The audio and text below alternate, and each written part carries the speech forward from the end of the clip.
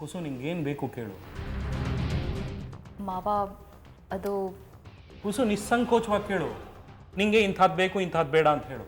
ಯಾಕೆ ಏನು ಅಂತ ಕೂಡ ಕೇಳಲ್ಲ. ನಿನಗೆ ಪತ್ರ ಮಾಡ್ಕೊಡ್ತೀನಿ.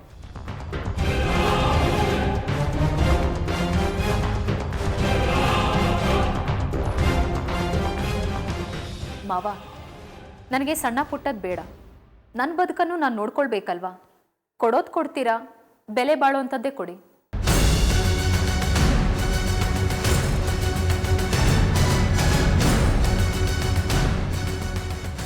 ಕುಸು ನೀ ಹಿಂದು ಮುಂದೆ ನೋಡಬೇಡ. ನೀನು ಧೈರ್ಯವಾಗಿ ನಿಸ್ಸಂಕೋಚವಾಗಿ ಕೇಳು.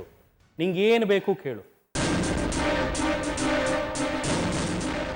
ನೋಡು, ನೀನು ಯಾಕೆ ಕೇಳ್ತಿದ್ಯಾ, ಏನು ಕೇಳ್ತಿದ್ಯಾ ಅಂತ ಕೂಡ ಕೇಳಲ್ಲ. ಇಮ್ಮಿಡಿಯೇಟಾಗಿ ಲಾಯರ್ ಹೇಳ್ತೀನಿ, ಅವರು ನಿನ್ನ ಹೆಸರಿಗೆ ಎಲ್ಲ ವರ್ಗಾವಣೆ ಆಗೋ ಹಾಗೆ ನೋಡ್ಕೋತಾರೆ. ಸರಿನಾ?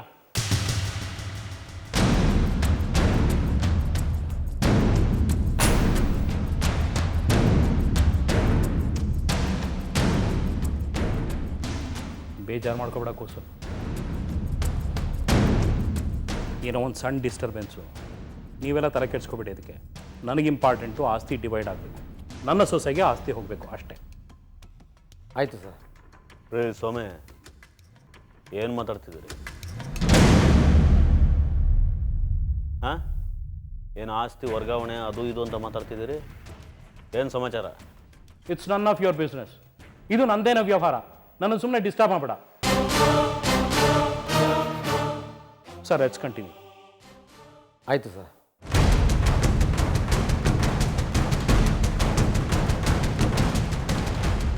ಕುಸು, ಇದು ನಾ ಸಂಪಾದನೆ ಮಾಡಿರೋ ಆಸ್ತಿ, ನಂದು ವ್ಯವಹಾರ. ನಿಂಗೆ ಏನು ಬೇಕೋ ಕೇಳು, ಸಂತೋಷವಾಗಿ ಕೊಡ್ತೀನಿ. The choice is yours.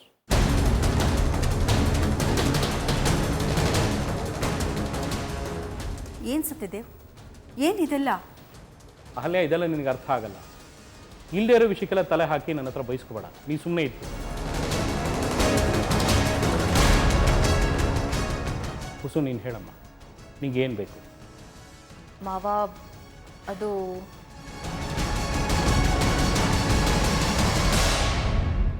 ಮಾವ ಮುಖ್ಯವಾಗಿ ನನಗಿರೋದಕ್ಕೆ ಭವ್ಯವಾದ ಬಂಗ್ಲೆ ಬೇಕು.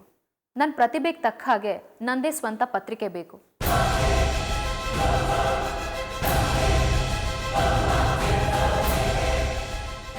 ಜೊತೆಗೆ ಊರಾಚೆ ಒಂದಷ್ಟು ಜಾಗ. ನನಗೇನೇನು ಬೇಕೋ ಯಾವುದೇ ಮುಜುಗರ ಇಲ್ಲದೆ ನಿಮ್ಮನ್ನು ಕೇಳ್ತಾ ಇದ್ದೀನಿ. ಮಾಡಿಕೊಡ್ಬೇಕಾಗಿರೋದು ನಿಮ್ಮ ಕೆಲಸ. ವೆರಿ ಗುಡ್, ಸರಿಯಾಗಿ ಕೇಳಿದ್ದಿ ಮಗು.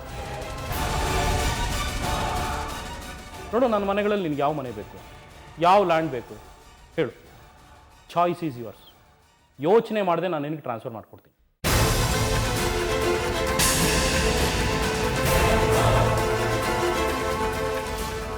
ಅಪ್ಪ, ಏನು ತಲೆ ಕೆಟ್ಟಿದ್ಯಾ ನಿಮಗೆ? ಏನು ಕೊಡ್ತಾ ಇದ್ದೀರಾ ಅವ್ರಿಗೆ? ಯಾಕೆ ಕೊಡ್ತಾ ಇದ್ದೀರಾ? ಏನು ನಡೀತಾ ಇದೆ ಇಲ್ಲಿ? ಯಾರನ್ನು ಕೇಳಿ ಇದನ್ನೆಲ್ಲ ಕೊಡ್ತಾ ಇದ್ದೀರಾ?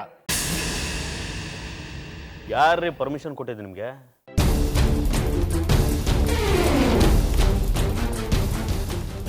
ನನ್ಗೊಂದು ಮಾತು ಹೇಳಿದ್ರೆ ಸತ್ಯದೇವ್, ನೀವು ನೀವೆಲ್ಲ ತಮಾಷೆ ಅನ್ಕೊಂಡಿದ್ದೀರಾ? ಅರೆ, ನನ್ನ ಆಸ್ತಿ ನನ್ನ ನಿರ್ಧಾರ. ನಾ ಯಾರಿಗೆ ಬೇಕಾದ್ರೂ ಕೊಡ್ತೀನಿ. ನಿಮ್ಮ ಪರ್ಮಿಷನ್ ಯಾತಕ್ಕೆ ಬೇಕು? ಅದು ಸರಿ, ನೀವೆಲ್ಲ ಯಾರು ಇದನ್ನು ಕೇಳೋದಕ್ಕೆ?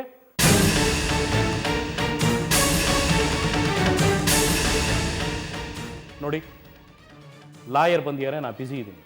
ನೀವೆಲ್ಲ ಸ್ವಲ್ಪ ತಪ್ಪಿದ್ರೆ ನನಗೆ ಸರಿ ಹೋಗುತ್ತೆ.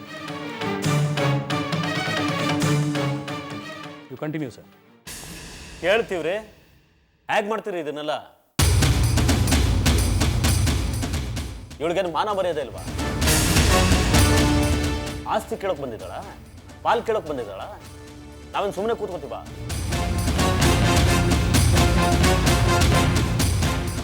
ಇವಳು ಯಾರು ಅಂತ ಕೇಳೋಕೆ ಬರ್ತಾಳೆ, ಗಲಾಟೆ ಮಾಡ್ತೀವಿ. ಏನು ಬೇಕಾದರೂ ಆಗಲಿ. ನೀವು ತಿಪ್ಪರ್ಲಾಗ ಹಾಕಿದ್ರು ಏನು ಮಾಡ್ಕೊಳಕ್ಕಾಗಲ್ಲ. ಇದು ನನ್ನ ಆಸ್ತಿ, ನನ್ನ ನಿರ್ಧಾರ. ನೀವೇನು ಮಾಡ್ಕೊಳಕ್ಕಾಗುತ್ತೆ? ಕೆಲಸ ನೋಡೋಗ್ರಿ ಸುಮ್ಮನೆ. ಏನು ನಾಚಿಕೆ ಇಲ್ಲದೆ ಬಂದಿದ್ಯಾ ಮನೆಗೆ? ಆಸ್ತಿ ಬೇಕಾ? ಹಣ ಬೇಕಾ? ಎಷ್ಟು ಬೇಕಿತ್ತು? ಲಾಯರ್ ಜೊತೆ ಬಂದಿದ್ಯಾ ಕ್ಲೈಮ್ ಮಾಡೋಕೆ?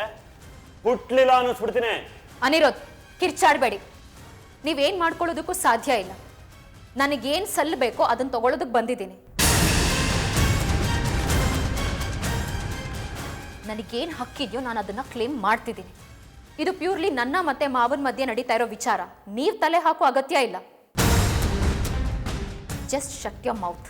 ತೇಜಸ್ವಿನೇ, ನನಗೆ ಗೊತ್ತಿತ್ತು ನಿನಗೆ ನಮ್ಮ ಆಸ್ತಿ ಮೇಲೆ ಕಣ್ಣಿದೆ ಅಂತ ಗೊತ್ತಿತ್ತು. ಅದು ನಿಜ ಆಯ್ತು. ಏನೋ ಭಿಕ್ಷೆ ಬೇಡಕ್ ಬಂದಿದ್ಯಾ ನಮ್ಮ ಅಪ್ಪನ ಹತ್ರ? ಅನಿರುದ್ಧ್, ಏನ್ ಭಿಕ್ಷೆ ಅಂತ ಮಾತಾಡ್ತಾ ಇದ್ದೀರಾ? ಹೌದು, ಭಿಕ್ಷೆನೆ. ನೀನು ನಮ್ಮ ಅಪ್ಪನ ಹತ್ರ ಭಿಕ್ಷೆ ಬೇಡಕ್ ಬಂದಿದೀಯಾ? ಅವಳು ಯಾಕೆ ಭಿಕ್ಷೆ ಬಿಡ್ತಾಳೆ? ಆಸ್ತಿ ಹಂಚ್ತೀನಿ ಅಂತ ನಾನೇ ಕರೆದಿದ್ದೀನಿ, ಅವಳು ಬಂದಿದ್ದಾಳೆ. ಅವಳು ಹೊಟ್ಟೆಯಲ್ಲಿ ನಮ್ಮ ವಂಶದ ಕುಡಿ ಬೆಳೀತಾ ಇದೆ. ಅವಳಿಗೆ ನಮ್ಮ ಕಡೆಯಿಂದ ಅನ್ಯಾಯ ಆಗಿದೆ ಅಂತ ನನಗೆ ಗೊತ್ತು. ಅದಕ್ಕೆ ಅವಳು ಕರೆದಿದ್ದೀನಿ, ಆಸ್ತಿ ಕೊಡ್ತಾ ಇದ್ದೀನಿ, ತಗೋತಾ ಇದ್ದಾಳೆ ಅಷ್ಟೇ. ಬೇಕಾಗಿಲ್ಲ, ಇವಳಿಗೇನು ಕೊಡ್ಬೇಕಾಗಿಲ್ಲ. ಇವಳು ಮೋಸ ಮಾಡಿದಾಳೆ. ಆ ಕೆಲಸ ನಿಮಗ್ ಬಿಟ್ಟಿದ್ದು. ನೀವು ಮೋಸಗಾರರು. ತೇಜಸ್ವಿನಿ,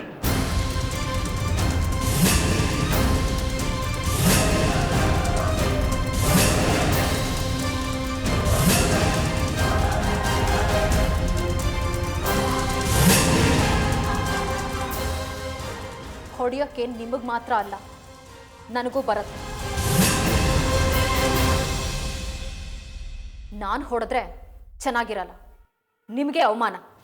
ತೇಜಸ್ವಿನಿ, ಹೌದು, ನಾನೇ. ನಾನು ಹಾಗೆಲ್ಲ ಸುಮ್ಮನೆ ಬಿಡೋಳಲ್ಲ. ನನ್ನ ಪಾಲಿನ ಆಸ್ತಿನ ದಕ್ಕಿಸ್ಕೊಳ್ಳೋದು ನನಗೆ ಗೊತ್ತಿದೆ. ಅದು ಕ್ಲೇಮ್ ಆಗೇ ಆಗತ್ತೆ. ನೀವೆಲ್ಲ ಬಾಯಿ ಮುಚ್ಕೊಂಡು ಕೊಡ್ಬೇಕಾಗತ್ತೆ. ನೋಡ್ತಾ ಇರಿ. ಮಾವ, ನಾನು ಲಾಯರ್ ಜೊತೆ ಮಾತಾಡಿ ಡ್ರಾಫ್ಟ್ ರೆಡಿ ಮಾಡಿಸ್ತೀನಿ, ಆಮೇಲೆ ಮಾತಾಡೋಣ. ಆದರೆ ನಾನು ಬೇಕು ಅಂದಿರೋ ವಿಚಾರಗಳ ಬಗ್ಗೆ ನಾನು ಬದ್ಧವಾಗಿದ್ದೀನಿ. ಯಾವುದೇ ಕಾರಣಕ್ಕೂ ಏನನ್ನು ಬಿಟ್ಕೊಡೋದಕ್ಕೆ ನಾನು ರೆಡಿ ಆಗಿಲ್ಲ. ಬರ್ತೀನಿ ಮಾವ.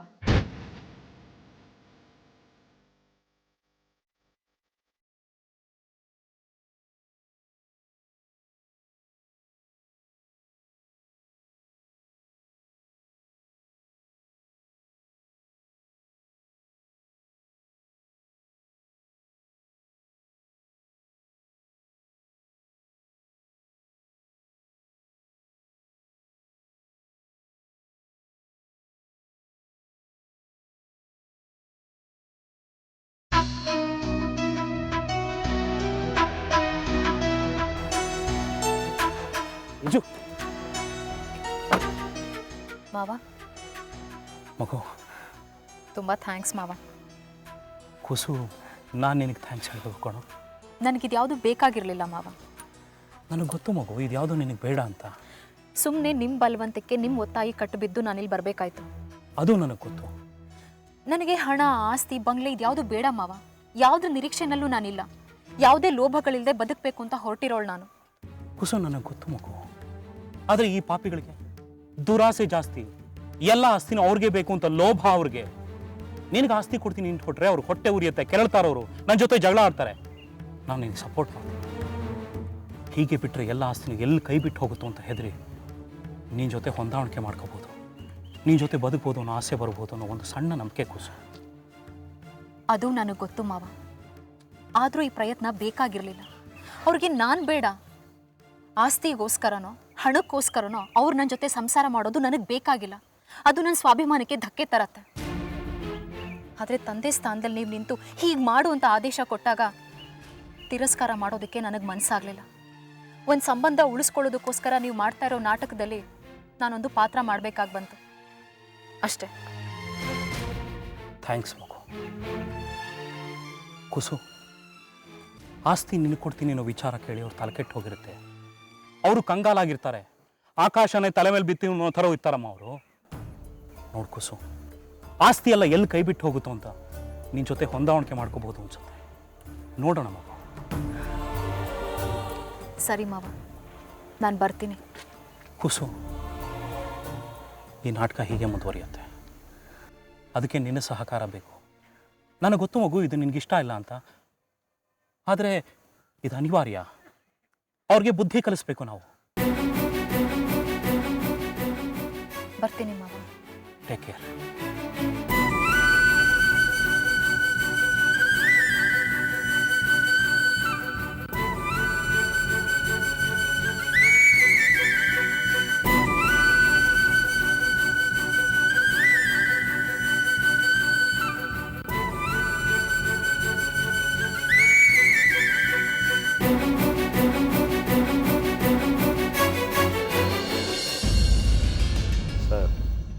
ನಮ್ಮಪ್ಪ ಈ ಥರ ಮಾಡ್ತಾರೆ ಅಂತ ನಾವು ಯೋಚನೆ ಮಾಡಿರಲಿಲ್ಲ. ದಿಢೀರಂತ ಆಸ್ತಿ ಹಂಚಬೇಕು ಅಂತ ತೀರ್ಮಾನ ಮಾಡಿದ್ದಾರೆ. ಏನು ಮಾಡಬೇಕು ಅಂತ ಗೊತ್ತಾಗ್ತಾ ಇಲ್ಲ ನಮಗೆ. ಆ ತೇಜಸ್ವಿನಿಗೆ ಮಾತ್ರ ಆಸ್ತಿ ಹೋಗಬಾರ್ದು, ಆ ಥರ ಏನಾದರೂ ಮಾಡಿ. ಆಯ್ತು ಬಿಡಿ, ಹೋಗ್ದಾಗ ನೋಡ್ಕೊಂಡ್ರಾಯ್ತು. ಅದಲ್ಲ ಸರ್ ವಿಷಯ. ಅವರು ತಮ್ಮ ಸೊಸೆಗೆ ಆಸ್ತಿ ಕೊಡೋ ವಿಚಾರದಲ್ಲಿ ತುಂಬ ಹಠಕ್ಕೆ ಬಿದ್ದಿದ್ದಾರೆ. ಅವರು ಆಸ್ತಿನ ಹಂಚದೆ ಬಿಡೋದಿಲ್ಲ. ತಮ್ಮ ಪ್ರೀತಿ ಸೊಸೆ ಏನು ಕೇಳಿದ್ರು ಕೊಡೋದಕ್ಕೆ ರೆಡಿ ಆಗಿಬಿಟ್ಟಿದ್ದಾರೆ. ಅದೇಗಮ್ಮ ಸಾಧ್ಯ? ಎಲ್ಲದನ್ನು ಅವಳಿಗೆ ಕೊಟ್ಬಿಟ್ರೆ ನಾವೇನು ಮಾಡೋದು? ಲಾಯರ್ ಸರ್, ನನಗೂ ತೇಜಸ್ವಿನಿಗೂ ಯಾವುದೇ ರೀತಿಯಾದಂಥ ಸಂಬಂಧ ಇಲ್ಲ ಸರ್. ಅವಳು ನನಗೆ ಮೋಸ ಮಾಡಿದ್ದಾಳೆ. ನಾನು ಅವಳಿಗೆ ಡೈವರ್ಸ್ ಕೊಡೋದಕ್ಕೆ ರೆಡಿಯಾಗಿದ್ದೀನಿ. ಆದರೆ ಅವಳು ಡೈವರ್ಸ್ ಕೊಡದೆ ಆಟ ಆಡಿಸ್ತಾ ಇದ್ದಾಳೆ. ಸಾಲದು ಅಂತ ಅಪ್ಪನ ಬುಟ್ಟಿಗೆ ಹಾಕಿ ಆಸ್ತಿ ಹೊಡೆಯೋದಕ್ಕೆ ನೋಡ್ತಾ ಇದ್ದಾಳೆ ಸರ್. ಇದನ್ನೆಲ್ಲ ಹೇಗೆ ಸರ್ ಸಹಿಸೋದು? ಅದು ಸರಿ, ಒಂದು ವೇಳೆ ಆಕೆ ಡೈವರ್ಸ್ ಕೊಡೋದಕ್ಕೆ ಒಪ್ಕೊಂಡ್ರೆ ಕಾಂಪನ್ಸೇಷನ್ ಅಂತ ಅಲ್ಪ ಸ್ವಲ್ಪ ಕೊಡ್ತಾರೆ ಹೊರತು ಎಲ್ಲಾನು ಕೊಡೋದಿಲ್ಲ. ಸತ್ಯದೇವ್ ಅವರು ಈ ರೀತಿ ಯಾಕೆ ಮಾಡ್ತಾರೆ? ಸರ್, ನಮ್ಮಪ್ಪ ಒಂಥರ ದಾನಶೂರ ಮಹಾಕರ್ಣ. ಸೊಸೆ ಬಗ್ಗೆ ಅಕ್ಕರೆ ಜಾಸ್ತಿ. ಅವಳು ಏನು ಕೇಳಿದ್ರು ಕೊಡೋಕೆ ರೆಡಿ ಇದ್ದಾರೆ. ಅದು ತಪ್ಪಬೇಕು. ಅವಳು ಎಷ್ಟೆಲ್ಲ ಅನ್ಯಾಯ ಮಾಡಿದ್ರು ಅವಳ ಜೊತೆ ಸಂಸಾರ ಮಾಡುವಂತ ನನ್ನ ಬ್ರದರ್ಗೆ ಒತ್ತಾಯ ಮಾಡ್ತಿದ್ದಾರೆ. ಹೇಗೆ ಸಾಧ್ಯ ಹೇಳಿ ಸರ್? ಈಗ ನನಗೆ ಇದರಲ್ಲಿ ಒಂದು ಇಂಪಾರ್ಟೆಂಟ್ ವಿಷಯ ಗೊತ್ತಾಗಬೇಕಾಗಿದೆ. ಸತ್ಯದೇವ್ ಕೊಡ್ತೀನಿ ಅಂತ ಹೊರಟಿರೋ ಆಸ್ತಿ ಅವರ ಪಿತ್ರಾರ್ಜಿತದ್ದ ಅಥವಾ ಸ್ವಯಾರ್ಜಿತದ್ದ? ಇಲ್ಲ ಸರ್, ಪಿತ್ರಾರ್ಜಿತ ಅಂತ ಯಾವುದೂ ಇಲ್ಲ ಸರ್. ಎಲ್ಲ ಸ್ವಯಾರ್ಜಿತಾನೆ. ಅವರೇ ಸಂಪಾದನೆ ಮಾಡಿರೋದು. ಆದರೆ ಎಲ್ಲ ಸೊಸೆಗೆನೆ ಕೊಟ್ಟು ನನ್ನ ಮಕ್ಕಳಿಗೆ ಮೋಸ ಮಾಡ್ತಿದ್ದಾರಲ್ಲ, ಅದು ನನಗೆ ತುಂಬ ಸಹಿಸೋಕ್ಕೆ ಕಷ್ಟ ಆಗ್ತಿದೆ ಸರ್. ಹಾಗಾದರೆ ತುಂಬ ಕಷ್ಟ ಆಗುತ್ತಲ್ಲ. ಸ್ವಯಾರ್ಜಿತ ಆಸ್ತಿ ಅಂದಮೇಲೆ ಅದಕ್ಕೆ ಸಂಪೂರ್ಣ ಮಾಲೀಕರಾಗಿ ಅವರೇ ಇರ್ತಾರೆ. ಅದನ್ನು ಕೇಳೋ ಹಕ್ಕು ಯಾರಿಗೂ ಇರೋದಿಲ್ಲ. ಏನು ಕಷ್ಟ ಆಗುತ್ತೆ ಸರ್? ಅವ್ರ ಸಂಪಾದನೆ ಇರ್ಬೋದು. ನಮ್ಮಪ್ಪ ಚಿತ್ರಲೇಖ ಪತ್ರಿಕೆ ಕಟ್ಟಿ ಮೆರೆದ್ರು. ಆದರೆ ಅದಕ್ಕೆ ಇನ್ವೆಸ್ಟ್ ಮಾಡಿದ್ದು ನಮ್ಮಮ್ಮನೇ. ನಮ್ಮಮ್ಮ ಎಲ್ಲ ಮರೆತು ಹೋಗಿದ್ದಾರೆ. ಹೌದಾ ಸರ್, ನಾನು ಸತ್ಯದೇವ್ ಅವ್ರನ್ನ ಮದುವೆ ಮಾಡ್ಕೊಂಡಾಗ ಅವ್ರ ಹತ್ರ ಒಂದು ನಯಾ ಪೈಸೆ ಇರಲಿಲ್ಲ. ಸತ್ಯದೇವರು ತುಂಬ ಒಳ್ಳೆ ಪತ್ರಕರ್ತ, ಒಳ್ಳೆ ಮನುಷ್ಯ ಅಂತ ನಮ್ಮಪ್ಪ ಮದುವೆ ಮಾಡಿಕೊಟ್ರು.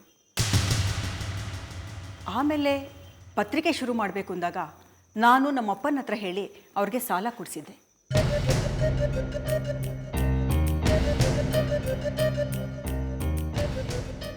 ಅಲ್ಲೇ ಮೇಡಮ್, ಇಲ್ಲಿ ನನಗೆ ಇಂಪಾರ್ಟೆಂಟ್ ವಿಷಯ ಗೊತ್ತಾಗಬೇಕಾಗಿದೆ.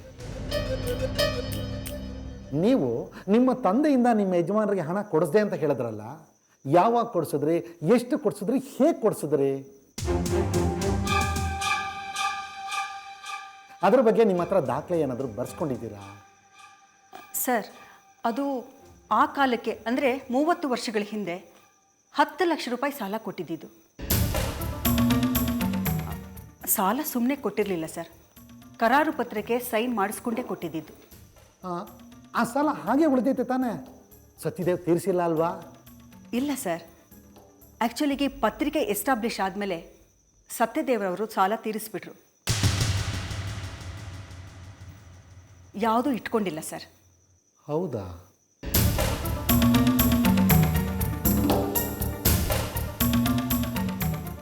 ಅವರು ಆ ಹಣನ ನನಗೆ ರಿಟರ್ನ್ ಮಾಡಿದ್ರು. ನಮ್ಮಪ್ಪ ಅರಿಶಿನ ಕುಂಕುಮಕ್ಕೆ ಅಂತ ನನಗೆ ಇಟ್ಕೊಳ್ಳೋಕೆ ಹೇಳಿದ್ರು.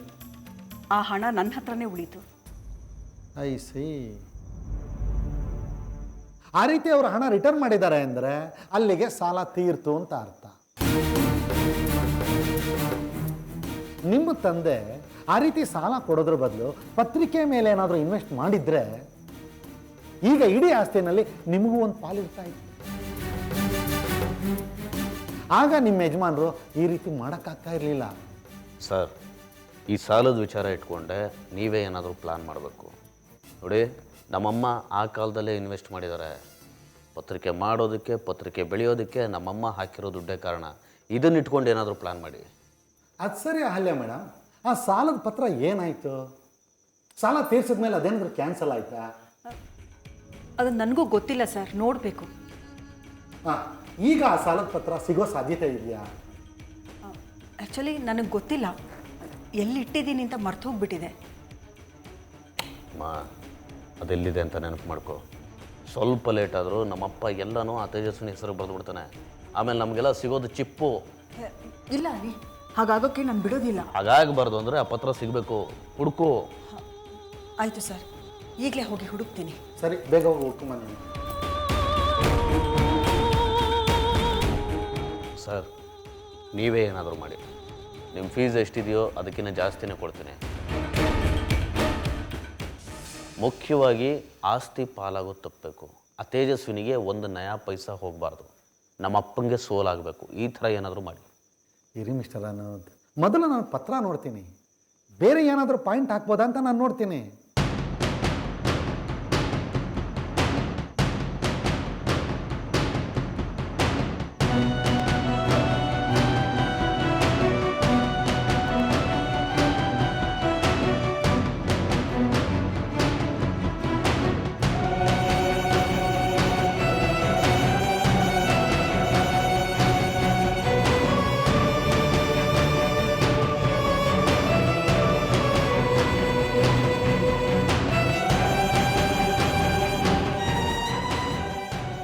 ಇದ್ರ ಪ್ರಕಾರ ನಿಮ್ಮ ಯಜಮಾನರು ಸಾಲನ ವಾಪಸ್ ಮಾಡಿಲ್ಲ.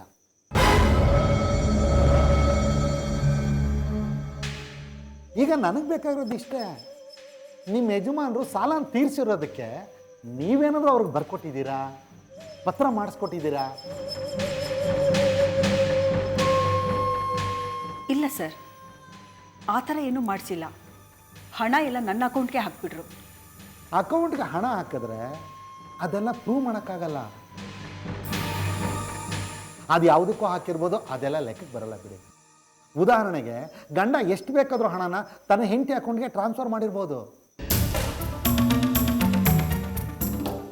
ಈಗ ಈ ವಿಷಯಕ್ಕೆ ಬಂದರೆ ಸಾಲ ತೀರಿಸಿದ್ದಕ್ಕೆ ನೀವೇನು ದಾಖಲೆ ಪತ್ರ ಬರ್ಕೊಟ್ಟಿಲ್ಲ ತಾನೇ? ಇಲ್ಲ ಸರ್, ಆಗಿಲ್ಲ. ಈಗ ನಿಮ್ಮ ಯಜಮಾನರು ಸರಿಯಾಗಿ ಸಿಕ್ಕಾಕೊಂಡ್ರು ಬಿಡಿ.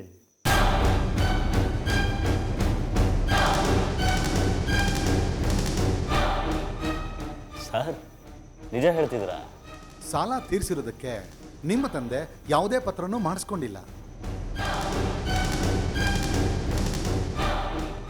ಈ ಸಾಲದ ಪತ್ರನೂ ಹರಿದಾಕಿಲ್ಲ. ಈ ಕ್ಷಣಕ್ಕೆ ನಿಮ್ಮ ತಂದೆ ನಿಮ್ಗೆಲ್ರಿಗೂ ಸಾಲಗಾರರೇ.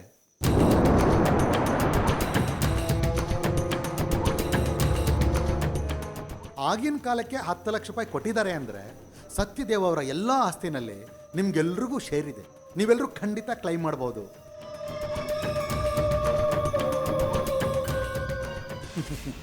ಇನ್ನು ಬಿಡಿ, ಈ ಪತ್ರನ ಇಟ್ಕೊಂಡು ನಿಮ್ಮ ತಂದೆನ ಚೆನ್ನಾಗಿ ಆಟ ಆಡಿಸ್ಬೋದು. ಇನ್ನು ಮುಂದೆ ಈ ಪತ್ರನ ನೀವು ಬಹಳ ಭದ್ರವಾಗಿ ಇಟ್ಕೋಬೇಕು. Good sir, very good. ಇಷ್ಟು ಹೇಳಿದ್ರಲ್ಲ, ಈಗ ರಿಲೀಫ್ ಆಯಿತು. ಇನ್ಮೇಲೆ ಆಟ ಆಡಿಸ್ತೀನಿ ಬಿಡಿ.